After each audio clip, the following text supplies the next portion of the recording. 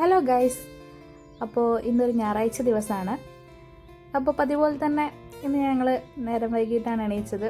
എനിക്കിപ്പം തന്നെ ഏകദേശം ഒരു ഉച്ചയോടൊക്കെ ആയി. അപ്പോൾ പിന്നെ വിചാരിച്ചു ബ്രേക്ക്ഫാസ്റ്റും ലഞ്ചും ഒക്കെ ഒരുമിച്ചാക്കുക വെച്ചിട്ട് ഒരു ബ്രഞ്ചായിട്ട് നമുക്ക് ബിരിയാണി ഉണ്ടാക്കുന്ന വിചാരിച്ചു. അപ്പോൾ അത് ബിരിയാണിയുടെ ഒരു സെറ്റപ്പാണ്. അപ്പോൾ ചിക്കനൊക്കെ ഞങ്ങൾ ബ്ലിങ്കിറ്റിൽ ഓർഡർ ചെയ്ത് ഇപ്പം നമ്മുടെ ഹസ്ബൻഡ്, എൻ്റെ ഹസ്ബൻഡ്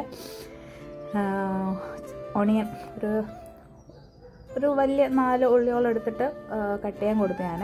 അപ്പോൾ ഞാൻ കുറച്ച് പച്ചമുളക്, ഞങ്ങൾക്ക് രണ്ടുപേർക്ക് എരിവൊക്കെ ഭയങ്കര ഇഷ്ടമുള്ള ആളാണ്. അപ്പോൾ ഒരു 8 പച്ചമുളക്, പിന്നെ ഞങ്ങൾ കുറച്ച് ഇഞ്ചി, പിന്നെ വെളുത്തുള്ളി കുറച്ച് അധികം എടുക്കണം, നല്ല ടേസ്റ്റ് ഉണ്ടാവും. വെളുത്തുള്ളി ഉള്ളിയൊക്കെ അധികം ഇടുമ്പോൾ പിന്നെ വെളുത്തുള്ളി ഇഞ്ചി പേസ്റ്റൊക്കെ ഉള്ളവർക്ക് അതെടുക്കാം, പക്ഷേ ഇതാകുമ്പോൾ കുറച്ചുകൂടെ ടേസ്റ്റ് ഉണ്ടാവും.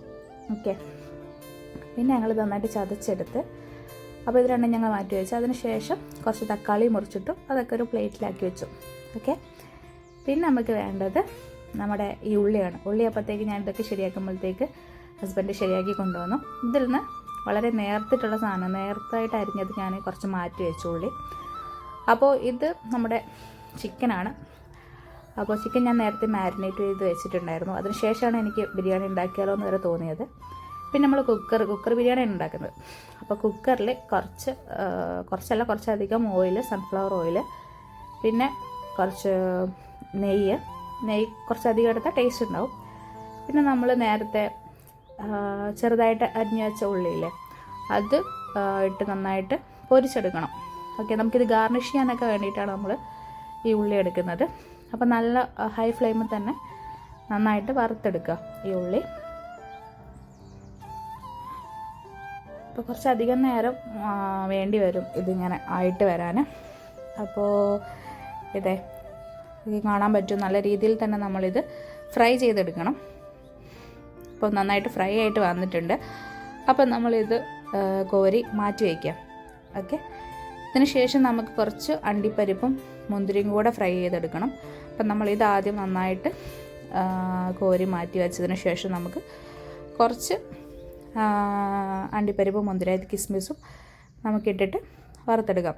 ഇത് അണ്ടിപ്പരിപ്പ് മുന്തിരി വറക്കുമ്പോൾ ശ്രദ്ധിക്കണം, പെട്ടെന്ന് തന്നെ കോരിയെടുക്കാൻ ശ്രദ്ധിക്കുക, അല്ലെങ്കിൽ മുന്തിരി പെട്ടെന്ന് കരിഞ്ഞു പോകും. അല്ലെങ്കിൽ അണ്ടിപ്പരിപ്പ് ആദ്യം ഇട്ടിട്ട് അതിന് ശേഷം മുന്തിരി ഇടുന്നതായിരിക്കും ബെറ്റർ.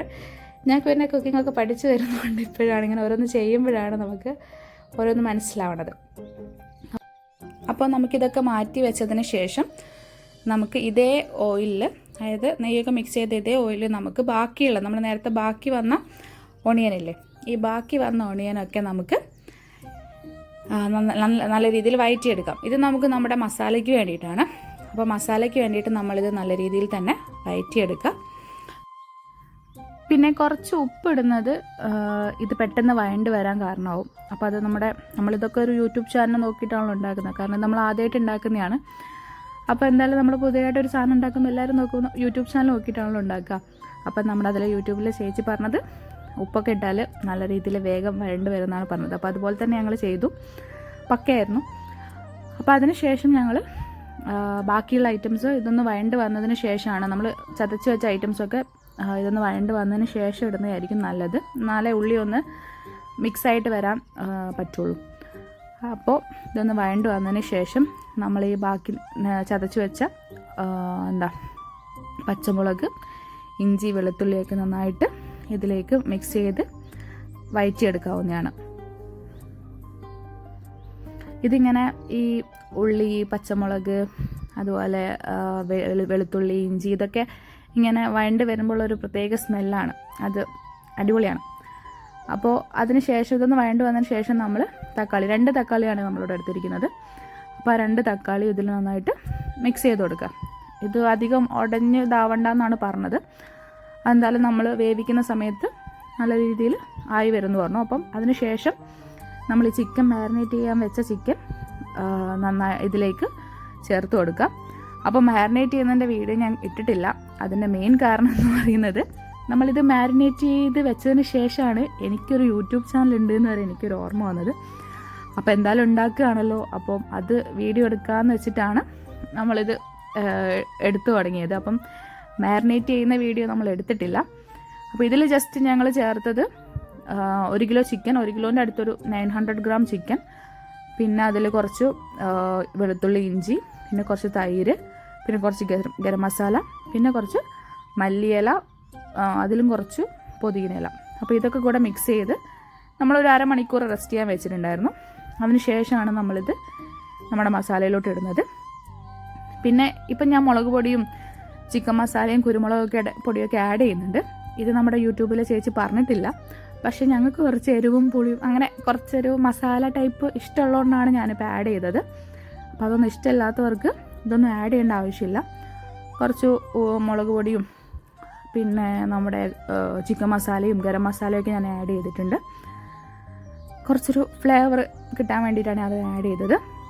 ഓക്കെ, അതിന് ശേഷം നന്നായിട്ടൊന്ന് മിക്സ് ചെയ്ത് കൊടുക്കാം. അപ്പോൾ ഇത് ആ ഉള്ളിയൊക്കെ വഴണ്ട് വരുന്ന സമയത്ത് ഇട്ട് കൊടുത്താൽ കുറച്ചുകൂടെ ബെറ്റർ ആയിരിക്കും. കാരണം നമുക്കിങ്ങനെ ചിക്കൻ ഉടഞ്ഞു പോകാതിരിക്കാൻ ഹെൽപ്പ് ചെയ്യും. അപ്പോൾ അതൊന്ന് അടച്ച് വെച്ച് നമ്മൾ വേവിക്കാൻ വെച്ചതിന് ശേഷം നമ്മൾ വിസിൽ വരത്തില്ല, ജസ്റ്റ് ഒന്ന് അടച്ച് വെച്ച് വേവിക്കാൻ വെച്ചു ചിക്കൻ. ആ സമയത്ത് നമ്മൾ ഒരു 3 കപ്പ് അരിയും അതുപോലെ തന്നെ 3 കപ്പ് വെള്ളം നമ്മൾ ചൂടാക്കാൻ വെച്ചു. അതിൽ കുറച്ച് ഉപ്പ് ഇട്ട് കൊടുത്തു.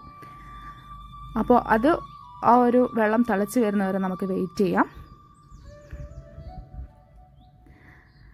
അപ്പോൾ അതിന് ശേഷം നമ്മുടെ ചിക്കൻ, ആ സമയം കൊണ്ട് നമ്മുടെ ചിക്കൻ ഒന്ന് ഏകദേശം ഒന്ന് വെന്ത് വന്നിട്ടുണ്ട്.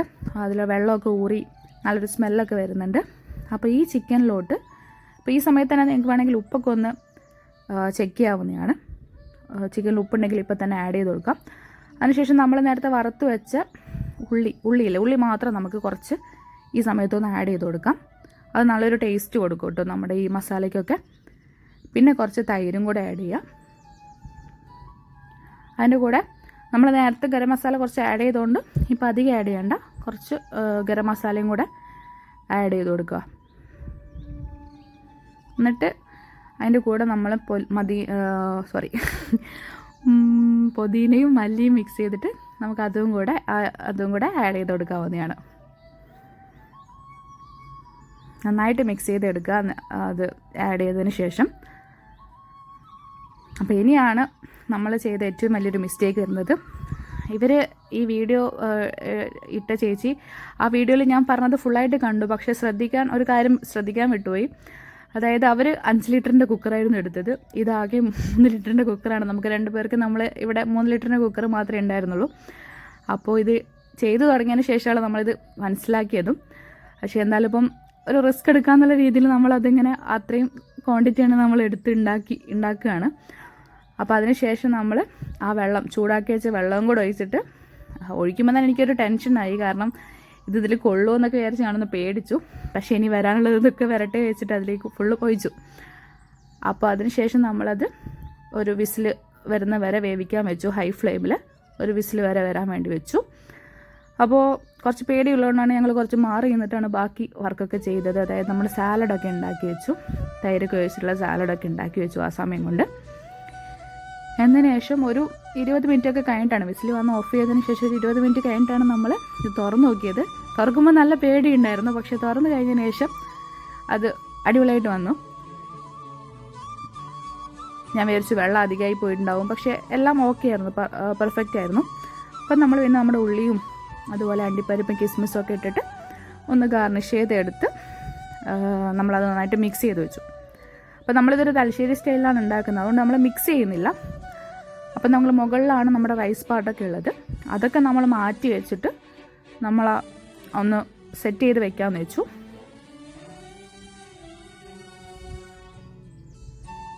അപ്പോൾ ഇതിൽ നമ്മൾ ചിക്കനൊക്കെ എടുത്ത് വെച്ച് നമ്മളിത് പ്ലേറ്റിൽ അറേഞ്ച് ചെയ്ത് വെക്കാമെന്ന് വെച്ചു. അപ്പോൾ കുറച്ച് ചിക്കൻ ഇട്ടു, ഇത് റൈസൊക്കെ വെച്ചിട്ട് നമ്മൾ പ്ലേറ്റിലിത് അറേഞ്ച് ചെയ്ത് വെച്ചു. അപ്പോൾ ഇത് നന്നായിട്ട് തട്ടി കൊടുക്കുകയാണ് ഞാൻ. അത് കറക്റ്റ് കിട്ടിയിട്ടുണ്ട്. അപ്പോൾ നല്ല രീതിയിൽ തന്നെ അത് കിട്ടിയിട്ടുണ്ട്. അപ്പോൾ സൈഡിലൊന്ന് പൊട്ടാൻ വേണ്ടി നിൽക്കുന്നുണ്ട്. അപ്പോൾ അതിന് മുന്നേ നമുക്ക് വീഡിയോ എടുത്ത് വൈൻഡപ്പ് ചെയ്യാം. നമ്മൾ സാലഡ് വെച്ചു, അതുപോലെ തന്നെ നമ്മളെടുത്ത് അതിൻ്റെ കൂടെ നല്ലൊരു ഈത്തപ്പഴ അച്ചാറും കൂടെ വെച്ചു ഞങ്ങൾ. അപ്പോൾ ഇത് നല്ലൊരു വൈബിലിരുന്ന് കഴിക്കാമെന്ന് വിചാരിച്ചിട്ടാണ് ബാൽക്കണിയുടെ അവിടെ പോയി നിന്നത്. കുറച്ച് ചോറും പിന്നെ നമ്മുടെ സാലഡും അതുപോലെ നമ്മുടെ ഈത്തപ്പഴത്തിൻ്റെ അച്ചാറും കുറച്ച് ചിക്കനൊക്കെ എടുത്തിട്ട് ഞാനത് ടേസ്റ്റ് ചെയ്ത് നോക്കി. അടിപൊളിയായിരുന്നു ഗൈസ്, എല്ലാവരും ഒന്ന് ട്രൈ ചെയ്ത്